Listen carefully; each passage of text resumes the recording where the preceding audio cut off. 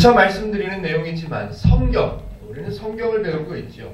성경은 성도를 향한 하나님의 말씀이다. 이 관점이 없으면 성경을 제대로 볼 수가 없다는 것을 우리는 여러 날 동안 경험을 해봤죠. 성경은 성도를 향한 하나님의 말씀이다. 이 분명한 관점이 우리에게 있어야 됩니다. 이 관점이 없으면 성경은 그냥 도덕적인 선행을 권면하는 도덕책밖에 될 수가 없고요. 인생의 지혜가 담겨있는 지혜서 정도밖에 안 됩니다. 그렇지 않습니다. 성경은 성도를 향한 하나님의 말씀입니다. 올해부터 우리가 마태복음을 시작했죠. 그래서 1장 1절부터 지난주에 3장까지 살펴봤었습니다.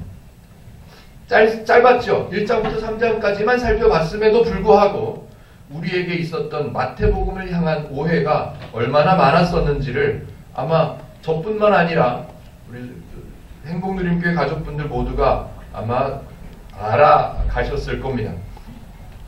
성경은 하나님과의 관계가 단절되었던 인류, 그 사람을 죄인이라고 여기시는 하나님의 판단하심이 기록되어 있고, 또 그 단절되어 있던 관계를 회복하시는 하나님의 일하심이 담겨져 있습니다. 그래서 그 관계를 회복하신 하나님께서 성도를 풍성하게 행복하게 살아갈 수 있도록 하나님의 원리를 설명하는 내용들이 성경에 담겨져 있습니다. 절대로 성경은 도덕책이 아닙니다. 절대로 성경은 인생을 잘 살아갈 수 있는 지혜서가 아닙니다. 하나님의 성도를 향한 마음이 담겨져 있고 하나님의 일하심을 설명한 책이 성경책입니다. 살펴봤던 내용들이죠. 마태복음 1장에 그리스도의 목록을 족보라고 생각해서 소개되는 모든 인물들마다 억지로 위대한 인물, 위대한 믿음의 사람이라고 억지로 끼워 맞춰야 하는 말도 안 되는 엉뚱한 일들이 있었습니다. 예수님의 탄생을 기록한 마태복음 3장의 내용을 바탕으로 만들어졌던 성극, 엉뚱한 내용들이 얼마나 많았는지요. 말도 안 되는 동방에서 온 점쟁이들을 우리는 하나님을 미리 알아서 경배하러 온 믿음이 거룩한 그런 성자들로 생각했었죠. 말도 안 됩니다. 제사장 사가랴라는 사람의 아들, 어떤 제사장입니까? 하나님을 잊어버린 시대에 하나님을 알지도 못하는, 하나님이 어떤 분이신지도 모르는 그런 시대에 율법을 지켜야만 구원을 얻을 수 있다고 가르치는 제사장, 그런 제사장의 아들이었던 요한. 이 요한이라는 사람에 대한 오해 때문에 얼마나 많은 왜곡된 복음들이 있었습니까? 또 예수님을 탄생하게 했던 마리아에 대한 엉뚱한 신앙이 만들어지고 그 아버지 요셉에 대한 신앙까지 만들어지고요. 또 어떤 종교에서는 그 마리아가 죽지 않고 하늘로 승천했다고 믿는 그런 믿음까지 있습니다. 우리가 행복누림교회 안에서 성경을 얼마나 많이 배울 수 있는가? 예, 매우 중요합니다. 그러나 그것보다 더 중요한 것이 있습니다. 성도에게 정말 중요한 것은 행복누림교회가 얼마나 오랫동안 얼마나 크게 유지될 것인가, 그게 중요하지 않습니다. 성도에게 더 중요하고 가장 중요한 것은 성경을 통해서 하나님의 마음을 배울 수 있었는가, 성경을 통해서 나를 향하신 하나님의 마음, 그 하나님이 어떤 분이신가를 배우는가, 하나님께서 우리에게 주신 은혜가 어떤 것인지를 잘 배워서 그 은혜를 누릴 수 있는가, 누릴 수 없는가, 그것이 가장 중요합니다. 안타깝지만 이런 관점으로 보면 우리는 신앙생활을 1년 했건 2년 했건 40년을 했건 모태신앙이건 간에 우리는 이제 막 신앙을 제대로 된 신앙을 시작하는 단계라고밖에 할 수가 없습니다. 저부터가 그렇습니다. 모태신앙으로 자라왔고 온 가족이 다 크리스찬입니다. 신학을 전공했고요. 전도사로 목사로 성경을 가깝게 두고 살아왔던 사람임에도 불구하고 저도 성경을 읽으면서 이게 성경이구나 라고 감탄하고 기뻐했던 경험이 불과 7, 8년 정도밖에 되지 않습니다. 성경 66권을 모두 이해하거나 모두 배워서 제가 다 깨달은 것이 아님에도 불구하고 불과 7, 8년 정도 성경을 살펴보고 있음에도 불구하고 정말 성경 때문에 기뻐할 수 있고 성경 때문에 교회를 시작하고 싶은 마음도 있고 성경을 배우자고 말하는 분이 계시다면 거기는 어쨌든지 내 상황과 상관없이 쫓아가야 된다는 마음을 가질 수 있도록 된 것이 성경 때문입니다. 제가 교회를 세우거나 성경을 공부하고자 하는 사람이 있다면 어디든지 달려가는 것이 이승호 목사의 헌신이나 결단이나 그런 거 아닙니다. 짧지만 성경을 다시 보다 보니 정말 복음이구나. 이게 기독교구나. 이분이 하나님이시구나 라는 것이 너무너무 기쁘기 때문에 적어도 목사라면 이 말씀을 나눌 수 있는 것이 기쁨 아닌가. 그래서 저는 열심히 쫓아다니죠. 그렇습니다. 성경을 이해하는, 성경을 보는 바른 관점을 갖고 있는가, 그렇지 못한가, 이것은 어마어마한 차이가 있습니다. 완전히 다르다고 얘기해도 과언이 아닌 것 같습니다.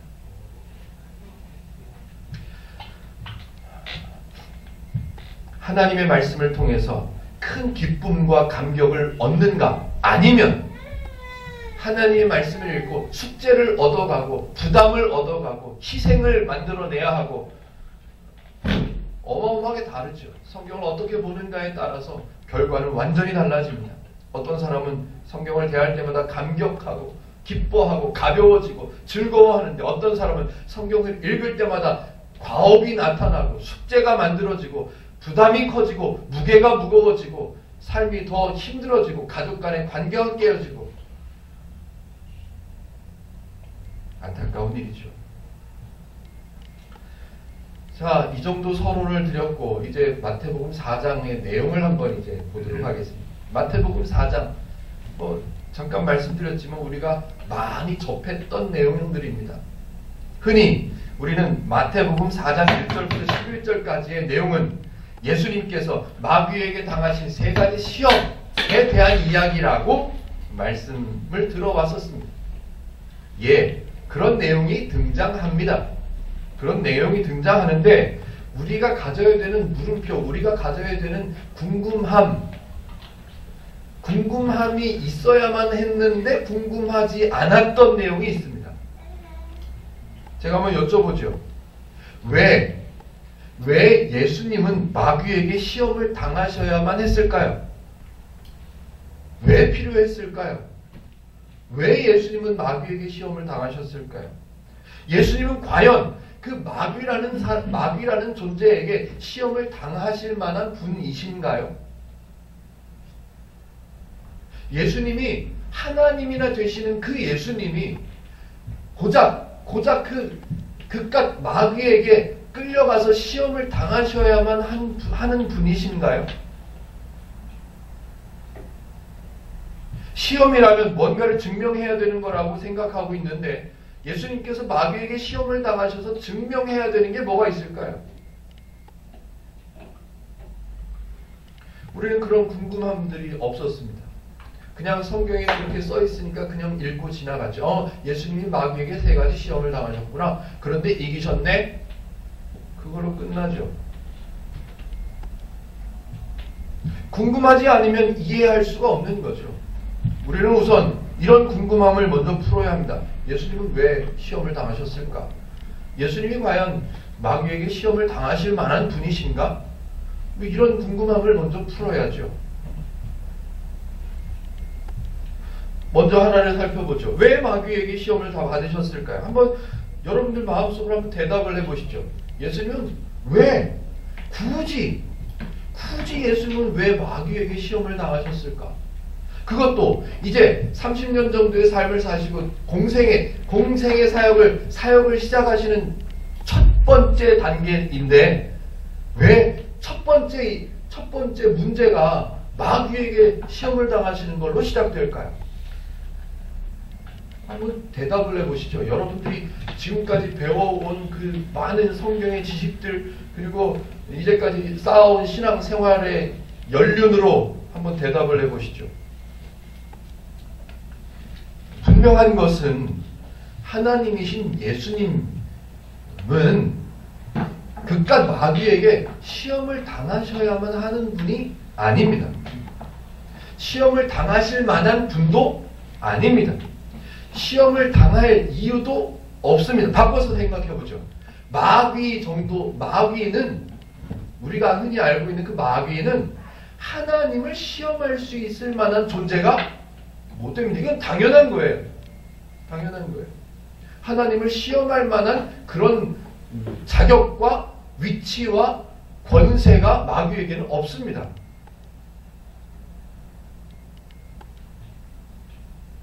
우리가 이미 성경을 배우면서 갖게 되었던 관점을 하나 되새겨보도록 하겠습니다. 하나님의 목적이 뭐라고 그랬습니까? 하나님의 목적. 하나님의 목적은 언제나 사람이라고 말씀을 드렸습니다. 하나님의 목적은 사람이에요.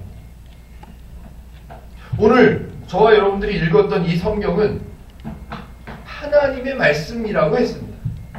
하나님의 말씀을 하나님의 의도에 따라서 기록한 것이 성경책이고 그 성경책 안에 복음서에 4장에 기록된 말씀을 오늘 저와 여러분들이 읽은 거예요.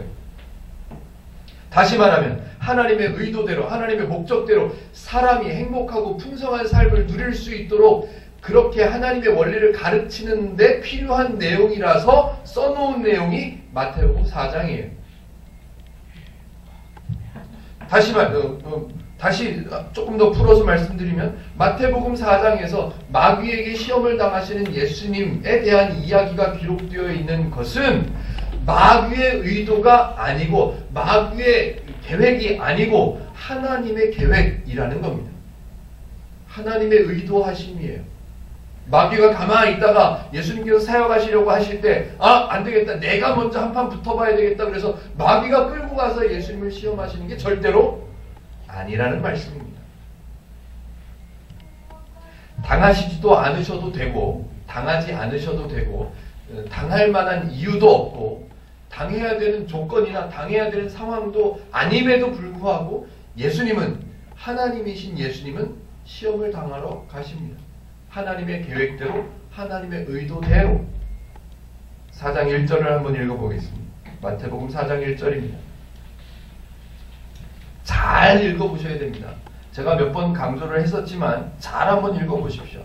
그때에 예수께서 성령에게 이끌리어 마귀에게 시험을 받으러 광야로 가사. 마귀가 끌고 간 게 아니란 말이에요. 마귀가 기다리고 있다가 요때다 싶어서 예수님을 끌고 광야로 나간 게 아닙니다. 하나님의 계획에 있기 때문에 그것도 제일 사역 중에 제일 첫 번째로 하셔야 되는 사역이기 때문에 제일 앞에다가 사역 예수님께서 하시는 일 중에 제일 앞에다가 갖다 놓으셔야 하는 하나님의 의도가 계획하심이 있기 때문에 마태복음 4장 1절에서 성령에게 이끌리어 라는 내용으로 시작하는 것이요.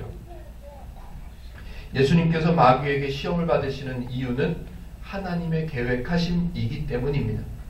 하나님의 목적이 뭐라고요? 사람을 위해서 사람이 하나님의 원리, 하나님이 어떤 분이신가 하나님의 은혜를 배워서 풍성하고 행복하게 살게 하시기 위한 목적을 갖고 계신 하나님께서 마귀를 등장시키시는 거예요. 어떻게 보면 마귀가 배우예요.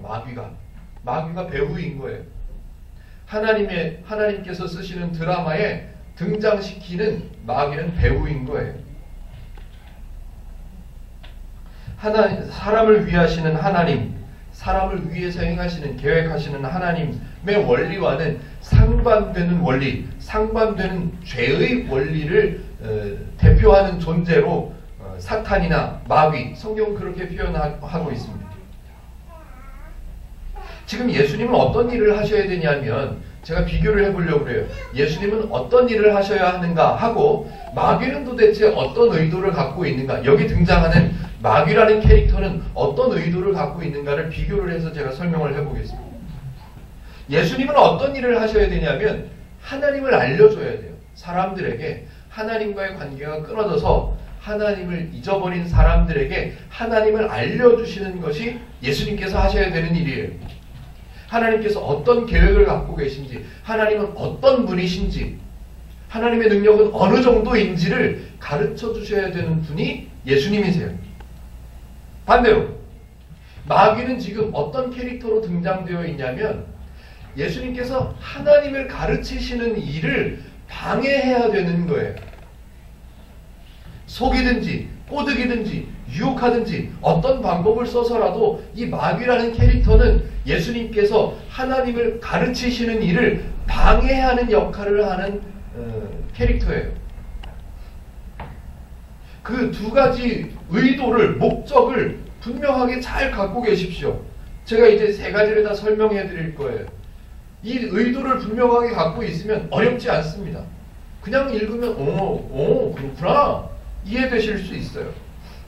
예수님은 사람들에게 하나님이 어떤 분이신지, 어떤 능력을, 어떤 계획하심을 갖고 계신 어떤 하나님이신가를 가르치셔야 하는 분이시고, 여기 등장하는 마귀는 그 일을 방해해야 돼요. 하나님은 그런 분이 아니야. 하나님은 믿을 만한 분이 아니야. 하나님의 계획은 꽝이야. 뭐 이런 걸 만들어 설명해 내야 되는 게 마귀의 역할이에요. 자, 예수님하고 마귀하고 이제 맞짱을 뜹니다.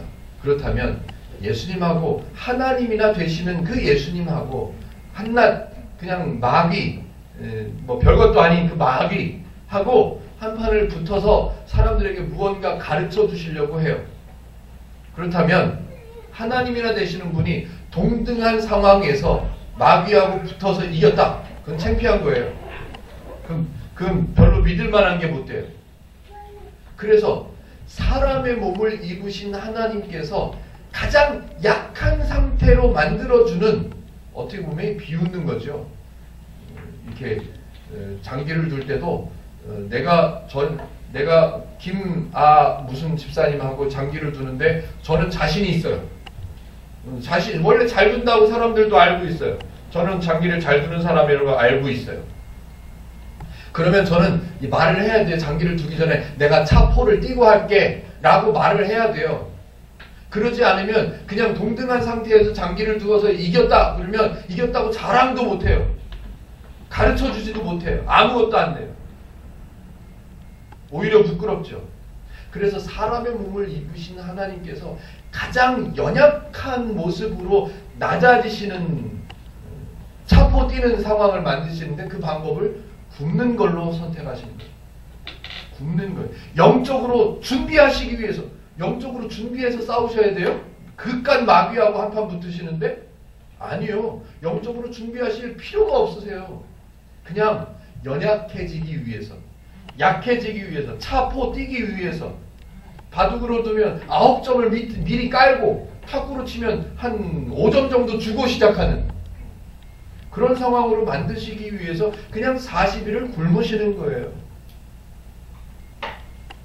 우리는 엉뚱하게 그냥 예수님은 뭐 이렇게 생각하니까 마태복음 4장 2절을 읽으면 금식기도 하셨습니다. 금식기도 하신 거야. 40일 동안 밤낮으로 금식하신 후에 줄이신지라, 요거밖에 안 써있는데 우리는 기도하셨을 거라고, 영적으로 준비하셨을 거라고 말도 안 되는 말들을 만들어냈죠. 그냥 줄이셨다고요. 줄이셨다고요. 그냥 굶으셨다니까요. 그냥. 저 마귀 좀 비웃어 주려고, 나 이렇게 해도 돼, 이렇게 하고 싸워도 돼, 한번 해보자. 40일 굶었어. 이것 때문에 예수님이 40일 동안 금식하시고 마귀와 싸우셔서 이기셨다. 이것 때문에 안타깝게도 40일 금식하는 분들이 얼마나 많은지 모릅니다. 영적으로 큰 문제에 닥쳐 있어. 그러면 뭘 하면 이겨요? 40일 금식기도 하면 이겨요. 성경에 그런 내용으로 설명하는 곳이 없습니다.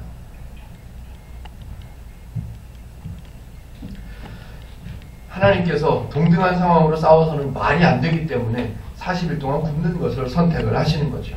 자, 이제부터 세 가지 그 마귀의 시험을 한번 하나하나 살펴보도록 하겠습니다. 우리가 이제부터 마귀가 질문하고 예수님이 대답하신 이 세 가지 대화의 내용을 바르게 이해할 수 있는 준비가 되었다고 생각할 수 있는 것은 두 캐릭터의 의도를 알고 이제 알잖아요. 예수님의 의도를 알고 마귀의 의도를 알잖아요. 뭐라고요? 예수님은 사람들에게 하나님이 어떤 분이신가를 가르치셔야 되는 목적을 갖고 계시고, 마귀는 그걸 방해해야 돼요. 하나님은 그런 분이 아니라고.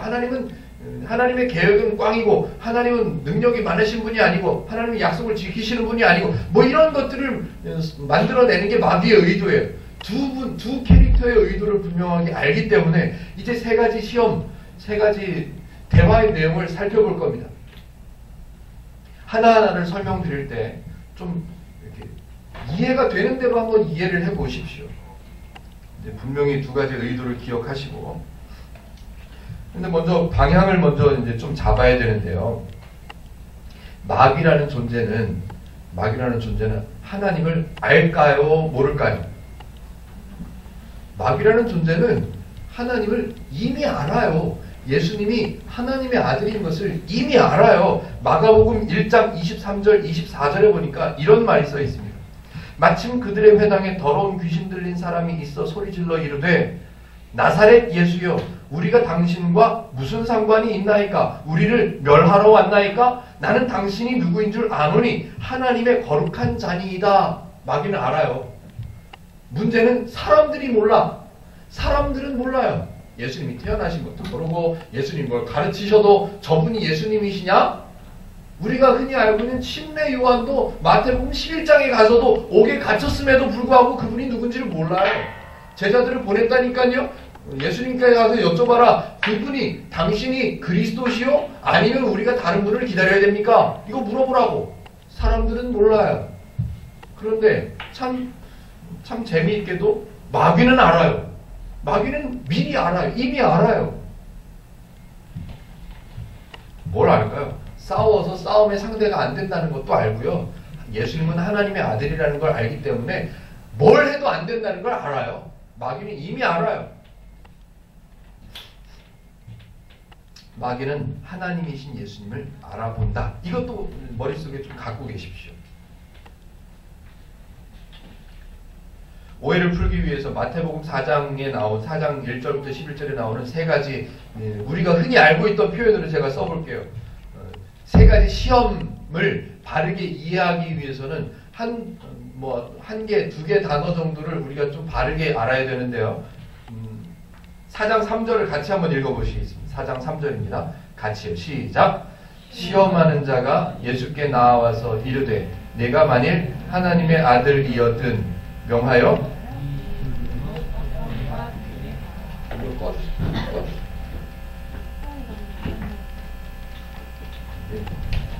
컴퓨터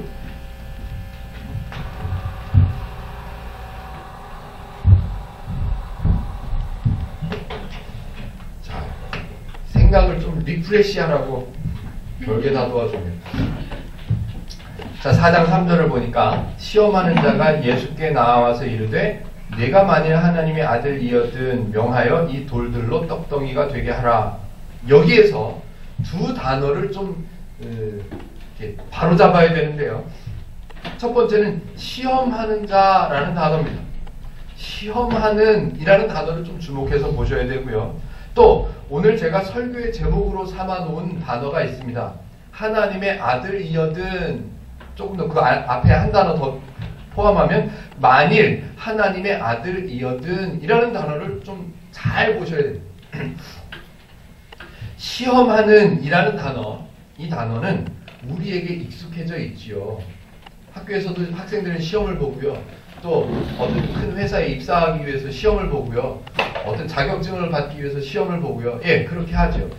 그런데 그런 시험이 아닙니다. 그런 시험이 아니에요. 왜냐하면 마귀는 하나님을 알아요. 마귀는 하나님이신 예수님을 알아요. 그래서 마귀는 하나님의 아들이신 예수님을 알기 때문에 그 예수님을 시험할 필요가 없어요. 알고 있기 때문에 시험할 필요가 없어요. 시험을 할 이유가 없단 말이에요. 제가 의도를 말씀드렸죠? 마귀는 시험에서 이기려고 하는 의도가 없어요. 사람에게 가르치시려고 하는 예수님의 일을 방해하려고 하는 거지, 예수님을 이기려고 대든다거나 예수님을 잘 몰라서 시험해 본다거나 그런 게 아닙니다. 그래서 제가 찾아봤죠. 뭐를요? 원어를요. 헬라어로 뭐라고 써 있냐면 페이라조라는 단어로 써 있습니다. 페이라조라고 해요. 그 단어의 의미를 헬라어 사전에서 찾아보니까 여러 가지 의미들이 있는데 그 의미들을 제가 한 서너 가지만 소개해드려보죠. 시도한다, 노력한다, 시험한다, 증명한다, 이런 의미들이 있습니다. 제가 여러 가지 의미 중에 네 가지만 뽑아왔어요. 시도한다, 노력한다, 시험한다, 증명한다. 첫 번째로 잘라낼게. 세 번째 거예요. 시험할 이유가 없다니까요. 마귀는 예수님을 시험할 필요가 없고 이유가 없고 능력도 안 되고 자격도 안 돼요. 시험한다는 말은 아니에요.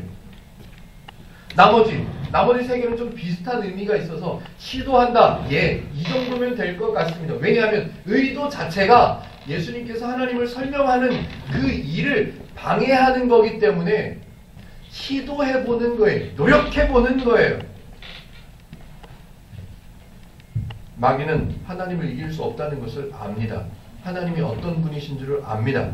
그렇기 때문에 시험할 필요도 없고 시험할 이유도 없고 이기려고 애쓸 필요도 없습니다. 다만 마귀가 하려고 하는 것은 예수님께서 가르치시려고 하는 그 하나님을 왜곡하고 오해하게 만들어서 하나님을 배우지 못하도록, 사람들이 하나님을 알 수 없도록 그런 일을 시도해 보는 거지요. 마귀가 완성할 이유가 없습니다. 마귀가 승리할 수 없다는 것은 분명합니다. 지도 알아요. 자기도 알아요. 그렇기 때문에 올바르게 해석하자고 저한테 누가 물어본다면 페이라조라는 이 단어는 시도한다라고 번역해 봤습니다. 예수님은 하나님을 증명하시려고 하는 거고 마귀는 그 증명을 가로막아 보려고 애를 쓰면서 시도해 보는 거고, 예, 그렇게 이해를 해야 맞습니다. 첫 번째, 그렇다면 이 정도 이제 밑자락을 깔아드렸으니까 이해를 하실 수 있을 겁니다. 3절 뒷부분에 이제 시험 얘기를 좀 해보죠. 이 돌들로 떡덩이가 되게 하라. 이거는 문제가 아니에요. 능력을 물어보는 예수님을 시험해서, 야, 예수, 당신이 이 돌을 영해서 떡덩이가 될 수 있는지 없는지 한번 보자. 해봐라. 할 수 있겠냐? 이렇게 물어보는 게 아닙니다. 시험하는 게 아니라고 그랬어요. 그렇다면 이걸 어떻게 이해를? 마귀는요, 예수님이 돌들에게 명하면 떡덩이가 될 수 있다는 것을 알아요. 예수님은 그럴 수 있으니까요. 그걸 아니까 마귀는 알아요. 그래서 마귀는 뭐라고 그러는 거냐면, 당신이 하나님의 아들인 건 내가 알겠다. 그렇다면 이 돌들로 떡덩이가 되도록 해야 되지 않겠냐? 이 얘기예요. 왜? 뭘 시도하는 거냐 하면 하나님은 사람에게 있는 가장 큰 문제를 죄라고 판단하셨죠. 그래서 그 죄 문제를 해결하시기 위해서 이 땅에 오셨잖아요. 사람들에게 있는 가장 큰 문제가 죄라고 하나님은 판단하셨어요. 그런데 지금 마귀는 뭐라고 그러는 거냐면, 사람에게 있는 가장 큰 문제는 음식이다. 사람에게 있는 가장 큰 어려운 문제는 음식이고 재물이고 물질이고, 그러니까 너는 하나님이나 되는 분이 내려왔다면 사람들에게 있는 문제, 음식 문제를 해결해줘야 되지 않겠냐. 그러니까 당신이 지금부터 해야 될 일은 돌들로 떡덩이를 만드는 일을 당신은 지금부터 해야 되는 거다. 하나님은 사람들에게 있는 문제를 죄라고 판단하셨기 때문에 그 일을 해결하시기 위해서 이 땅에 오신 거예요.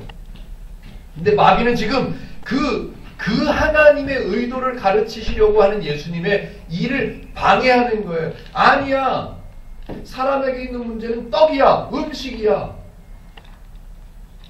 그러니까 하나님이 내려왔으면 돌들로 떡덩이가 만드는 일을 해야 돼. 빨리 해봐. 만약에 여기서 예수님께서 네가 나를 뭘로 보고 그래서 돌들로 떡덩이로 만들었다면 사람들에게 있는 문제는 죄가 아니에요. 음식이 되는 거예요. 하나님의 판단 자체가 잘못된 거예요. 왜 이렇게 설명할 수밖에 없냐 하면 마귀가 만약에 우리가 알고 있던 대로 예수님을 시험하는 문제로 돌들을 떡덩이로 바꿀 수 있냐 없냐 이 문제로 만약에 낸 거라면 첫 번째 그냥 바꾸면 돼요. 예수님이 그냥 바꾸시면 돼요. 야 냈다 할게 돌 떡 야 됐지 이렇게 하시면 예수님이 이겨요. 반대로 안 만들었어요. 안 만들었으면 마귀가 자랑해야죠. 아이고 그것도 못 만드네. 아이고 못 만드네. 능력도 없네. 라고 해야 되는데 이 두 가지 내용은 성경에 등장하지 않아요. 예수님이 뭐라고 대답하시냐면 떡 아니야. 떡 아니야. 떡이 문제가 아니고 하나님의 말씀이어야 돼. 하나님의 말씀이 뭔데요? 너희들은 죄가 없어져야 돼. 너희들에게 있는 문제는 죄야. 그 하나님의 말씀이어야 된다고 예수님은 대답하시는 거예요. 대답이 사실은 우리가 이해하는 대로 이해를 하려고 그러면 말이 안 돼요. 마귀가 예수님을 시험하시는 단계 중에 첫 번째 단계 돌을 떡으로 만드는 거. 근데 대답이 엉뚱해. 떡으로만 살 게 아니라 하나님의 말씀으로 사는 거야. 이게 무슨 대답이야? 질문과 대답의 의도를 알아야 이 말이 우리 머릿속에 이해가 되는 거예요. 마귀는 사람에게 있는 문제가 죄가 아니라 떡이에요. 하나님이 내려왔으니까 떡을 만들면 되겠네 라고 말하는 거고 예수님은 아니야. 사람들에게 있는 문제는 떡이 아니라 하나님의 판단하시는 내용대로 죄야. 그래서 하나님의 말씀이 있어야 돼. 사람에게는. 그렇게 대답하시는 거죠. 4장 4절입니다. 예수께서 대답하여 이르시되 기록되었으되 사람이 떡으로만 살 것이 아니요 하나님의 입으로부터 나오는 모든 말씀으로 살 것이라. 이래야 말이 되는 거예요. 이래야. 한번 이 질문과 이 대답으로 한번 합리적으로 설명을 해보세요. 뭐로 설명을 해보세요. 말이 안 돼요. 말이 안 돼요.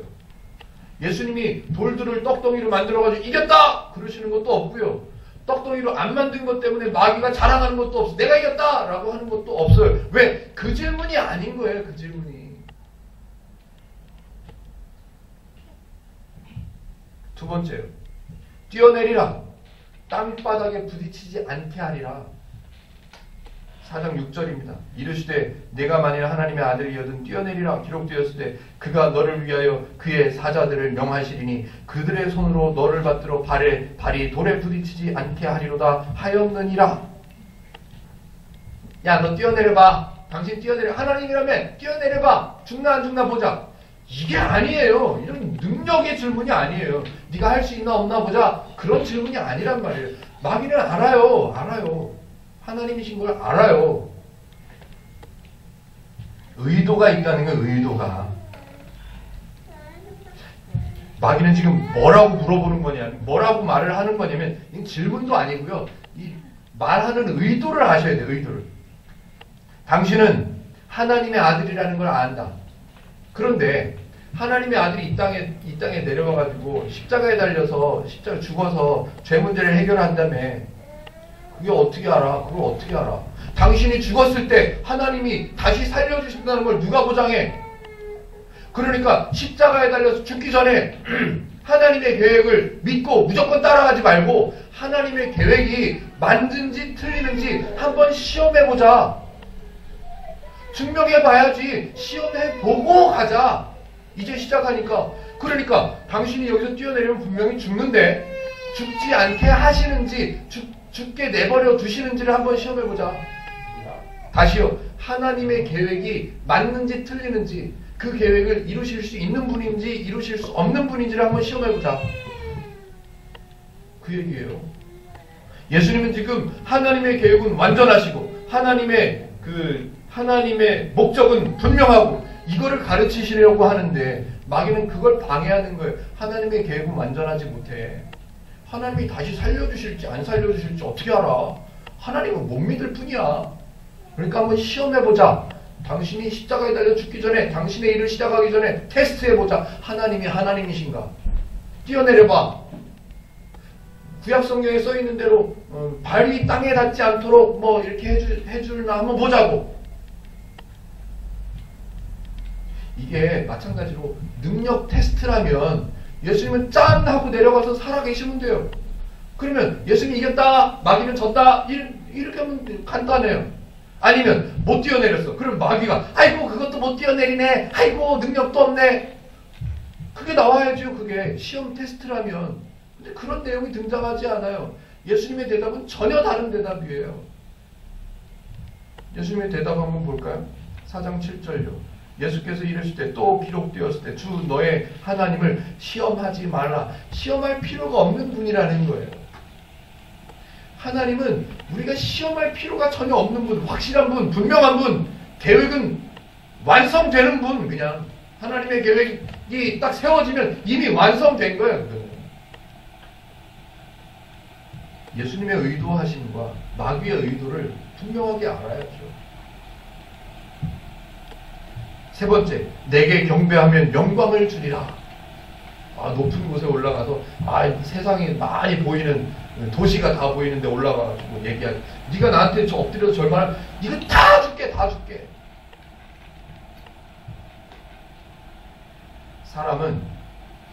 사람에게 있는 가장 큰 문제는 죄입니다. 그래서 그 죄라는 문제를 사람들에게 알려주고 또 그 죄의 문제를 해결하시는 하나님을 알려주시기 위해서 하나님의 모습으로 내려오지 않으시고 사람의 몸으로 내려오셨어요. 낮은 모습. 왜냐하면 그들의 수준에 맞춰서 내려오셔야 설명이 되니까. 그래서 낮아지신 모습으로 내려오신 이유가 있는데 마귀는 뭐라고 물어보냐면 하나님이라며, 하나님 영광이 좀 있어야지. 하나님 영광이 좀 있어야지. 사람같이 내려와서 되겠어? 내가 그 영광을 채워줄게. 그러니까 하나님의 목적을 흐트러버리는 거예요. 시도하는 거예요. 흐트러버리는 게 아니라 흐트러버리려고 시도하는 거예요. 노력하는 거죠. 예수님은 하나님이시기 때문에 더 이상의 영광이 필요하신 분이 아니에요. 마귀가 주는 그런 권세요? 필요가 없습니다. 필요하신 분이 아니에요. 마귀의 의도를 아시기 때문에 예수님의 대답은 분명해요. 예수님의 대답은 진짜 그거 다 줄 거야? 나 그거 안 가질래. 나 그거 안 가질래. 이렇게 대답하시는 게 아니고 예수님의 대답은 분명해요. 4장 10절요. 이에 예수께서 말씀하시되 사탄아 물러가라. 기록되었을 때 주 너의 하나님께 경배하고 다만 그를 섬기라 하였느니라. 여기서 경배라는 단어와 섬긴다는 단어를 분명하게 또 알아야 되는데 그 나중에 또 설명을 드릴게요. 마귀의 의도를 분명하게 아시기 때문에 그 마귀의 의도를 무너뜨리셔서 하나님이신 예수님께서 의도하신 목적을 이루는 과정을 설명하는 장면인 거예요. 예수님께서 마귀의 세 가지 시험을 이기셨다. 승리하셨다. 이게 아니라니까요. 이게 아니에요. 안타깝게도 성경을 향한 바른 관점을 갖지 못한 채 마태복음 4장 1절부터 11절까지 읽어왔던 시대에 과거에 많은 오해들이 있었는데 제가 한번 예를 들어 설명해 보죠. 사람의 문제는 죄라고 그랬습니다. 첫 번째 질문에 그런 얘기를 했죠. 사람의 문제는 죄인데 그게 음식이나 물질, 재산 이런 것들이 사람에게 있는 가장 큰 문제라고 생각하는 사람들 때문에 그 사람에게 있는 음식, 재산, 재물, 건강 이런 것들이 해결되어야만 복을 받은 것이다 라고 생각합니다.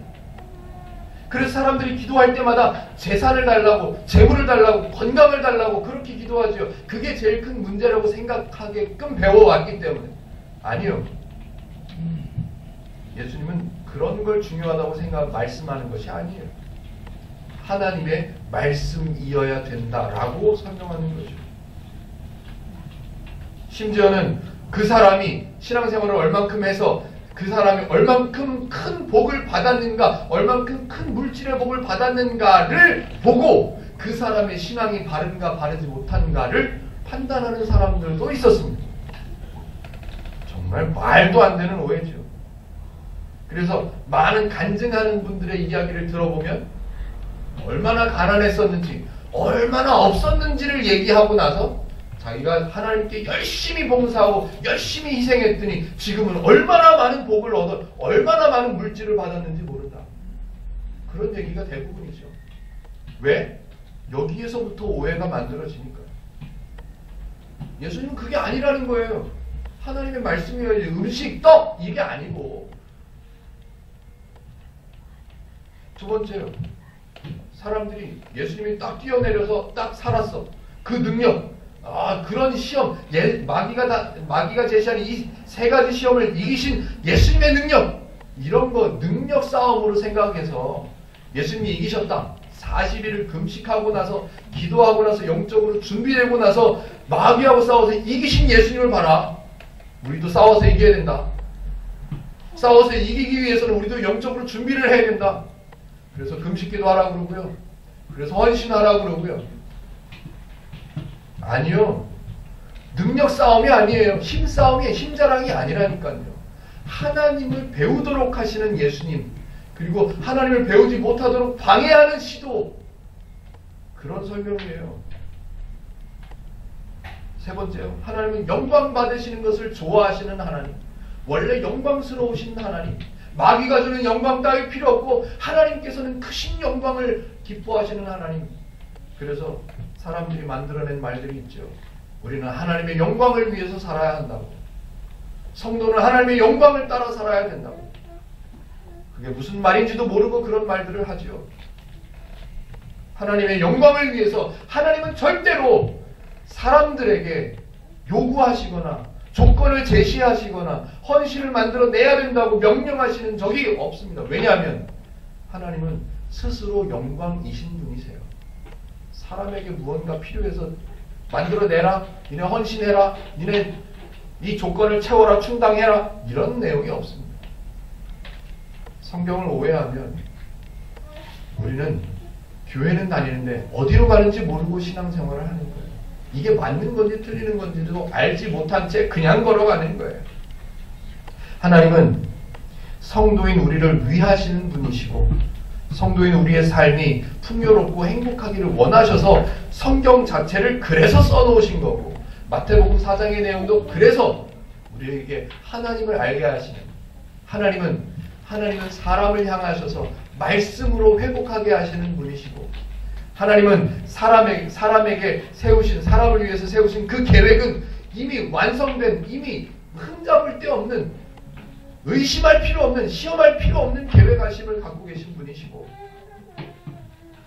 절대로 하나님은 성도를 이용해서 하나님의 필요를 채우시는 그런 하나님이 아니시라는 것을 오늘 마태복음 4장에서 분명하게 공표하는 거죠. 행복누림교회 성도인 저와 여러분들, 하나님의 말씀을 잘 배웁시다. 하나님의 말씀을 열심히 읽고 잘 배우고 바르게 배우고 이해를 해서, 무조건 믿지 말고 이해를 하고 배워서 하나님의 뜻을 알고 그 뜻대로 살아서 행복하고 풍성함을 누리는, 하나님의 은혜를 누리는 저와 여러분들 되시기를 주님의 이름으로 축복해 드립니다. 기도하겠습니다.